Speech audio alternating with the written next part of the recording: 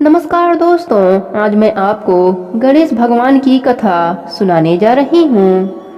यह कथा गणेश भगवान को दुर्वा चढ़ाने से है। दुर्वा चढ़ाने से गणेश भगवान इतना प्रसन्न होते हैं, हमारे पूर्व के जो भी पाप कर्म होते हैं वह समाप्त हो जाते हैं, या फिर हमसे जो भी पाप कर्म अनजाने में हुई हो तो उसकी क्षमा भी हमें मिल जाती है।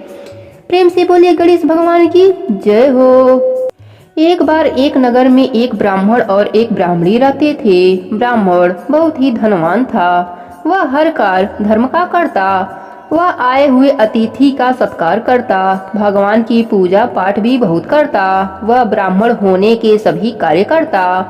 उसकी पत्नी भी बहुत ही धार्मिक थी और पतिव्रता भी थी। वह धर्म कर्म में हमेशा अपने पति का सहयोग करती रहती थी। एक बार उसे उसके कर्मों के फल से उसके घर में अन्न धन का भंडार भर गया और वह बहुत ही प्रशंसा पूर्वक रहने लगा। वह सभी अतिथियों को सत्कार करता, जिससे उसकी पूरे नगर में वाह वाह होने लगी। सब उसे कहने लगे कि यह ब्राह्मण तो बहुत ही अच्छा है, आए हुए अतिथियों को भोजन कराता है और भगवान की कृपा से इसके घर में लक्ष्मी जी का वास है और इसकी पत्नी भी बहुत ही सुशील है। ब्राह्मणी का नाम सुशीला और ब्राह्मण का नाम सोहन था। सोहन ब्राह्मण को इस प्रकार के सुख से काफी वर्ष बीत गए। उनकी एक संतान हुई। वह पढ़ने के लिए काशी में चला गया। एक बार उस ब्राह्मण को इस बात का अभिमान हो गया कि मैं कितना पूजा पाठ करता हूँ, इसलिए तो मेरे पास धन आया है। गणेश भगवान को इस बात का पता चला तो उन्होंने सोचा क्यों ना इस ब्राह्मण की परीक्षा ली जाए और इसे इस बात से अवगत कराया जाए कि वह कितना अभिमानी है। दानी तो है ही, पर दान करने का अभिमान हो गया है। गणेश भगवान ने एक ब्राह्मण की उत्पत्ति की और उस ब्राह्मण को धरती पर भेजा और कहा, सोहन ब्राह्मण के यहाँ भिक्षा के लिए जाओ और उससे भिक्षा मांग कर लाओ। इस प्रकार वह गणेश भगवान की रचना से वह ब्राह्मण धरती पर आया।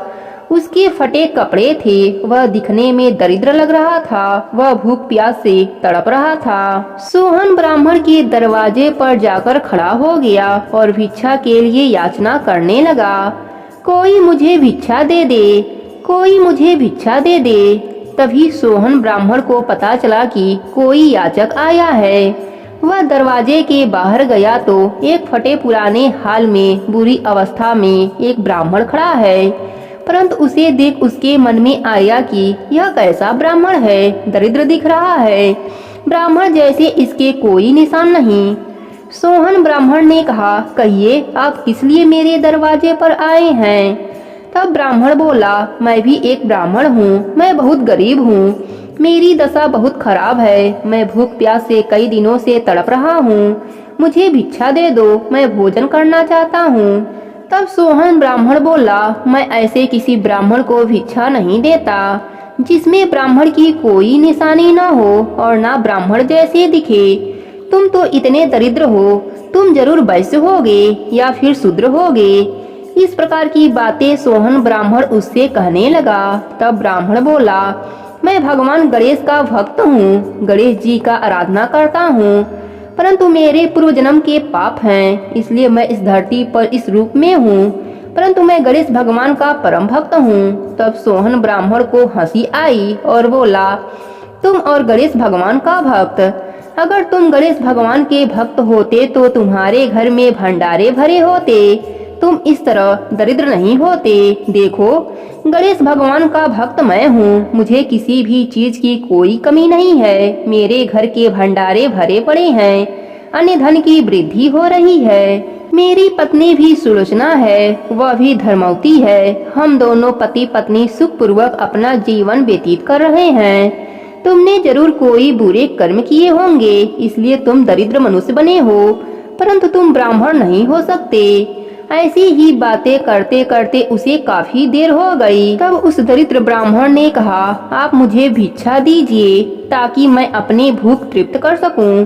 पर सोहन भिक्षा देने से मना कर दिया। बोला, मैं ऐसे ब्राह्मण को भिक्षा नहीं दे सकता जो भिक्षा के योग्य ही नहीं हो। ऐसी बात सुनकर उस दरिद्र ब्राह्मण को बहुत गुस्सा आया। उसने उस ब्राह्मण को श्राप दे दिया और कहा, तुम इतने मोटे ताजा दिख रहे हो और तुम्हें ब्राह्मण होने का अभिमान है, इसलिए तुम बैल बन जाओ। तभी ब्राह्मणी बाहर निकली और अपने पति को बैल बना देखकर उस दरिद्र ब्राह्मण से कहा, तुमने मेरे पति को श्राप देकर बैल बना दिया, जाओ तुम भी खर बन जाओ और खर बनकर इधर उधर फिरते रहो। यह सुनकर उस गरीब ब्राह्मण को और गुस्सा आया और उस ब्राह्मणी से कहा, जाओ तुम भी पिचासनी बन जाओ। इस प्रकार वह तीनों अपने अपने मनुष्य की योनि को छोड़कर पशु बन गए। तीनों जंगल में चले गए। वह ब्राह्मणी बहुत नित्य नियम करने वाली और पति परायण थी, इसलिए उसे पिचासनी बनकर भी उसे पता रहा कि यह बैल मेरा पति है। वह उसके पीछे पीछे चलती रही और उसकी सेवा करती, बैल को हरी हरी घास लाती और उसे खिलाती। इस प्रकार करते करते काफी वर्ष बीत गए। एक दिन पिचासनी घास तोड़कर लाई और बैल को डाल दिया। तभी वह खर कहीं से घूमता फिरता वहीं आ गया और उस बैल का घास खाने लगा। पिचासनी को क्रोध आया कि यह तो वही खर है जिसने हमें श्राप दिया था और उसे मारने के लिए दौड़ी। खर भी दौड़ा। खर आगे आगे भागता रहा और पिचासनी उसके पीछे पीछे दौड़ती रही। तभी गणेश भगवान का मंदिर आया। दोनों उसके सीढ़ियों पर चढ़ गए और लड़ते झगड़ते गणेश मंदिर में आ गए। दोनों के पैरों में दूब फंसी थी। वह दुर्बा जाकर गणेश भगवान के आगे गिर गया और वह दोनों भी गिर गए। पिचासनी के हाथ में भी दूबा थी। वह दुर्बा हवा का झोंका आया और गणेश भगवान के सूंड पर जाकर चढ़ गया। गणेश भगवान आंखें खोली, यह मुझे दुर्बा चढ़ाने वाला कौन है भक्त? गणेश भगवान ने आंखें खोली तो वह पिचासनी नजर आई। गणेश भगवान प्रसन्न होकर ब्राह्मणी से वर मांगने को बोले। ब्राह्मणी ने कहा, प्रभु आप मेरे पति और मुझे पहले जैसा कर दीजिए। फिर गणेश भगवान की कृपा से वह ब्राह्मण और ब्राह्मणी पिछले रूप में आ गए। ब्राह्मण गणेश भगवान से क्षमा मांगने लगा। गणेश भगवान प्रसन्न होकर ब्राह्मण को क्षमा कर दिए। ब्राह्मण कई वर्षों बाद अपने घर आया और सभी के साथ दया भाव से रहने लगा। साथ ही गणेश भगवान का नित्य नियम करता और उन्हें दुर्बा चढ़ाता। गणेश भगवान की कृपा से वह ब्राह्मण इह लोक में सुखों को भोगा और अंत में मोक्ष को प्राप्त हुआ। हे गणेश भगवान, अपने सभी भक्तों पर अपनी कृपा बनाए रखना। कहानी अधूरी हो तो पूरी करना, पूरी हो तो मान रखना। प्रेम से बोले गणेश भगवान की जय हो।